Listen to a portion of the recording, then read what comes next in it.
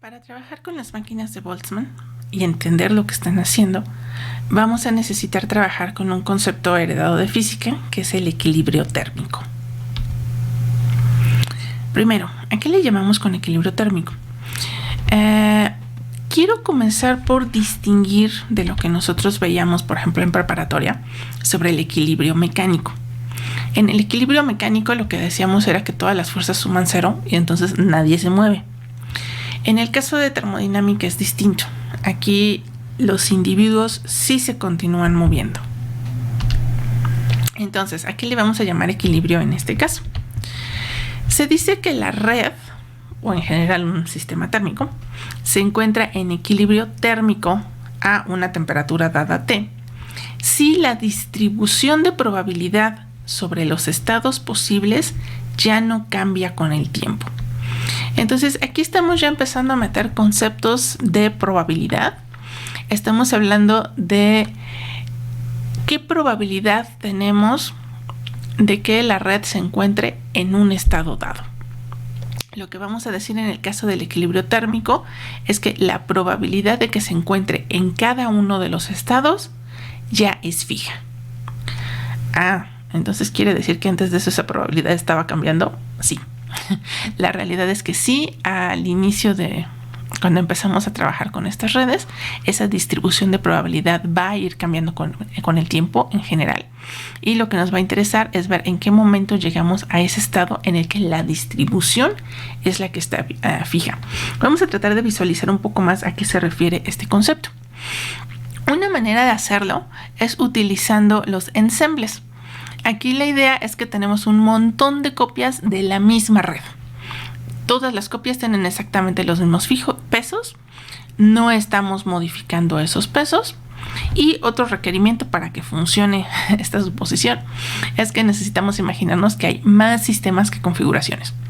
Obviamente para la mayoría de las redes esto va a ser un experimento pensado, porque si tenemos muchas configuraciones, no sé, 1,000,000, por ejemplo, pues imagínense cuántos sistemas tendríamos que llegar a tener para poder sacar medidas estadísticas de cuántas de estas copias se encuentran en cada uno de los estados posibles de esa red. Bueno, entonces ahí está nuestro primer ingrediente, ¿no? Tenemos muchas copias de la misma red, pero cada una de esas copias va a tener valores de activación distintos en cada una de sus neuronas. Lo que va a suceder es que en el estado de equilibrio se va a tener el mismo número de sistemas en cada configuración posible a lo largo del tiempo. Entonces, aunque entre un tiempo y otro cada sistema cambie sus valores de activación. Vamos a verlo en la siguiente gráfica. Este sería un mini sistema. Nada más tenemos 3 neuronas, entonces podemos listar fácilmente los 8 estados posibles. E imagínense que tenemos aquí un conteo de cuántas de estas copias tenemos en cada uno de esos estados.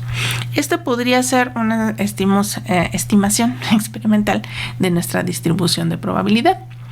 Lo que vamos a tener entonces es que en el estado de equilibrio, estas barritas ya no se mueven, están fijas. Cuando nuestra red todavía no está en equilibrio, entonces vamos a ver que las alturas de estas barras van a estar cambiando cada vez que tratemos de dar un paso y decidir si se activa o se desactiva cada una de las neuronas en cada una de las copias que tenemos en nuestro ensamble de redes. Lo que vamos a tener entonces es que si damos una ronda en la que empezamos a actualizar todas las copias en nuestro ensamble, bueno, pues a lo mejor una que estaba en este estado va a pasar a este estado, de las que estaban en este estado a lo mejor brincarán algunos de los vecinos, pero también de varios de los vecinos van a brincar hacia este estado, y entonces cuando volvamos a contar cuántas hay en cada uno de los estados, la altura de estas barritas va a permanecer igual. Bueno, ahora resulta que podemos utilizar la función de energía para estimar cuál va a ser el tamaño de estas barras. Lo que tenemos ahora es cómo se van a comportar entonces las diferentes configuraciones. Primero, la probabilidad de que una máquina de Boltzmann en equilibrio térmico, ahorita bueno se está poniendo T igual a 1 para hacer más sencillo de escribir las fórmulas y que se entienda el concepto.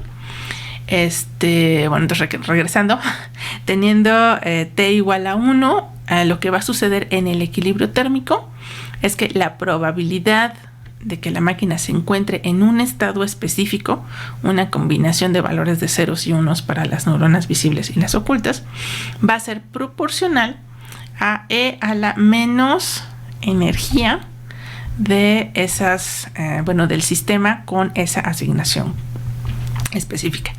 Ahora, como esto es válido para todas las combinaciones de valores de V y H, si queremos cambiar este símbolo de proporcionalidad por una igualdad, lo único que tenemos que hacer es, normalizar, es decir, sumar sobre todas las posibles combinaciones, cuáles van a ser estos valores E, y entonces dividir este valor del exponencial entre esa suma.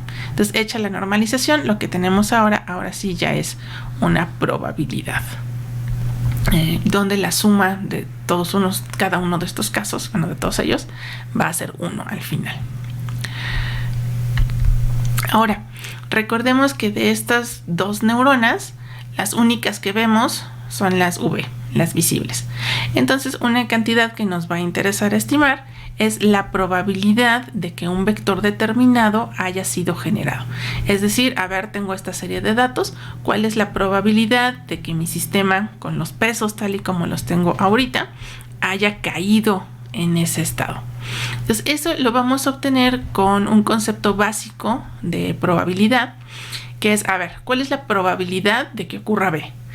Pues va a ser la suma de que B haya ocurrido para cada una de las combinaciones de H donde se dio ese caso. Entonces tenemos que sumar sobre todos los ejemplares para los diferentes valores de H donde V tiene el valor que nosotros estábamos esperando, ¿no? Sumamos todas estas contribuciones. Entonces eso es lo que nos está diciendo esta fórmula de acá abajo. Lo único que se hizo fue agregar una suma a esta probabilidad sobre todas las posibles combinaciones de valores de H en el caso en el que la V tiene el valor que a nosotros nos interesaba. Esta operación es a la que le llamamos la marginalización. Entonces vamos a marginalizar a las neuronas ocultas para quedarnos únicamente con la probabilidad de haber observado este valor en las neuronas visibles. Un ejercicio teórico que resulta bastante interesante e ilustrativo para entender estas fórmulas y verlas de una manera más tangible es el siguiente. Le digo ejercicio teórico ilustrativo porque solamente nos va a servir para un sistema chiquitito, ¿no? Entonces, aquí tenemos únicamente 4 neuronas, entonces podemos describir todos los estados posibles en la tabla que tenemos aquí a la izquierda, algo que con un sistema práctico pues realmente ya no se va a poder hacer. Pero entonces ahorita para ilustrar la idea, aquí podemos listar precisamente este universo de todos los estados posibles. De un lado tenemos lo que sí vamos a poder observar, del otro lado tenemos los diferentes valores de H. De hecho, aquí aprovecho la misma tablita para recordar esta idea de la marginalización. Si tenemos fijo el valor de V, lo que tenemos que hacer es sumar las contribuciones de todos los casos donde H tiene sus diferentes valores posibles. Ahora, ¿cómo vamos a calcular la probabilidad de cada uno de estos renglones?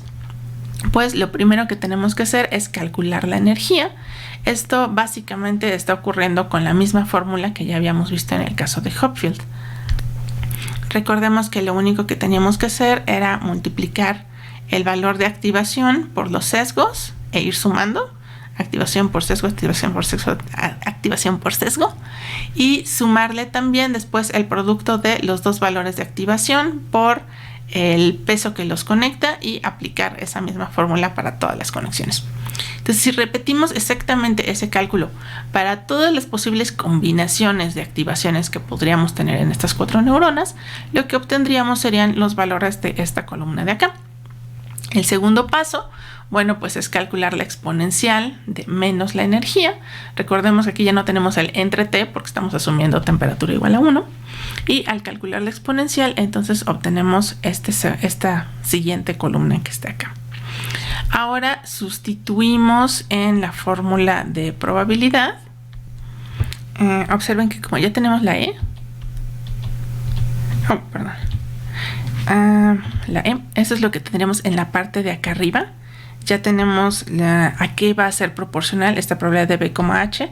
Bueno, es la probabilidad de que ocurra exactamente este estado.